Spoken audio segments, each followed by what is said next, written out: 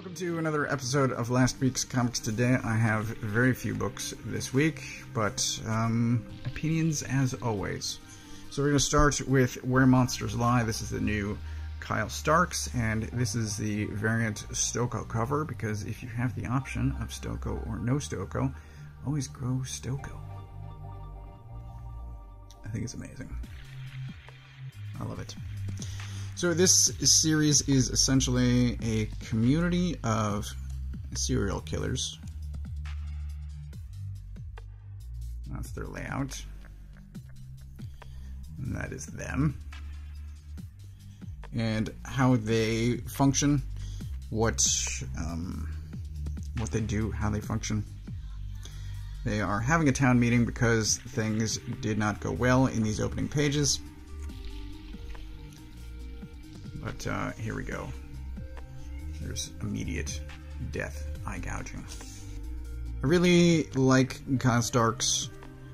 I think he's incredibly funny. I think he's a very talented writer.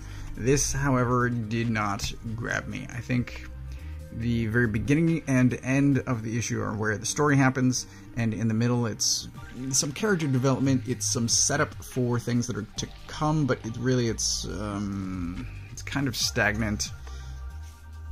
There are attempts at humor, and I say attempts because it just seems forced rather than natural, but it's also just exposition dump of this woman here talking to everyone, and it just doesn't seem as well written as some of his other stuff. So, for instance, I Hate This Place, which I think is amazing, and I'm waiting for that to come back.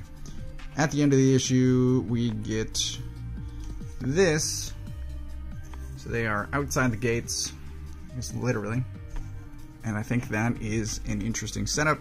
It's just I won't be reading it. This, I believe, is a 4-issue series, and I'm calling it here. I'm out.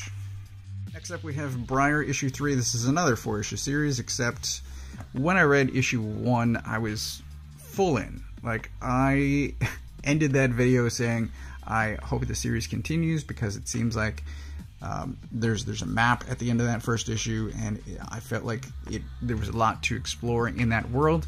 There was then a somewhat unimpressive issue 2, and now we've got issue 3, and I just honestly want it to be over. I'm kind of disappointed with the direction that the series has taken after that excellent first issue. The art is great. I'm kind of interested in the story except it seems like it's not quite decompressed storytelling. It's just, it doesn't seem like things are moving forward. Things are moving a bit, but we get this entire page just yelling back and forth between a wall. It's amusing. It's not moving anything forward. So, I don't know. I'm really disappointed in where this series has gone, again, based on that incredible first issue, and I'm just going to finish it off. I'm going to wind up getting issue 4, and I'm probably done at that point, even if the series does continue. Issues 2 and 3 just killed any interest that I had in this. Lastly, the good book, the pick of the week, is Minor Threats issue 4. This was another 4-issue series. However, this gives me some hope, probably unjustified. We get to the last page, and it ends like this, which is, I'll take it.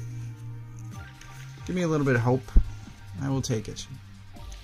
So this series, it feels like it's been a while since really both of these of the previous issue, but Minor Threats is a not quite team of supervillains on a hunt for one of their own who has gone after the sidekick equivalent of Batman for this universe, killed their Robin, and the superheroes in response have flipped out and posed a crackdown.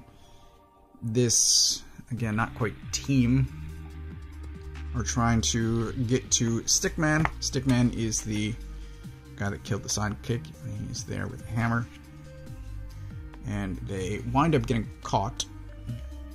And then things go from there. They wind up here. I don't know why there's so many mushrooms. But they wind up in this cave, the cave of their Batman equivalent. And it's really well written. I loved this series. There is a trade coming out for this, I think in March, maybe April. I'll be grabbing that. It's a really well done series. There's heart, there's action, comedy. This is fantastic. I loved it. And recommended, pick of the week.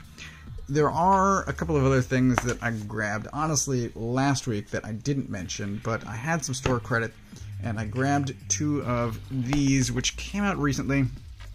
I grabbed this one, I think, because it has the opening Carnage issues, and I wanted those. I had these. This is my main Spider-Man run that I was reading as a kid, so I've got whatever the start of Kraven's Last Hunt through, I think, 377, through 377. And there's one more that I might get of Maximum Carnage, which they are reprinting. There's a reprint coming up soon, but I wanted, well, this is for one New Warriors crossover, and speaking directly to Hasbro once again, I'd like a Sphinx action figure, please, either the male or a female. I read that both were great and would complement my New Warriors shelf, even if there's probably not a lot of demand for Sphinx, but I would like one. So I wanted certainly Carnage, but also the New Warriors crossover is what I wanted here.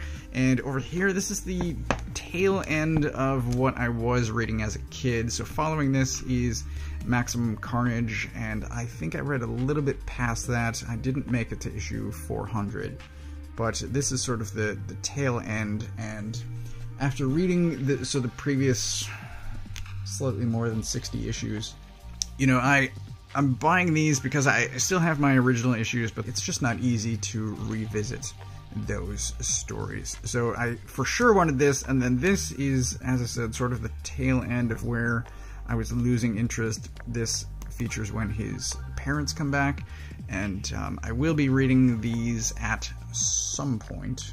I don't know when, no promises, but when I do, I should be doing videos on these. Yeah, I just wanted more easily readable versions of those issues that I had as a kid. And I'm a fan of Mark Bagley, and I had some store credit, and I had no idea what else I was going to spend it on. So that is what I got this week and last, honestly. And Minor Threats, once again, pick of the week. I get all of my books, as always, from a local comic shop. If you don't know where yours is, you can use this URL to find the one closest to you. Thanks for watching.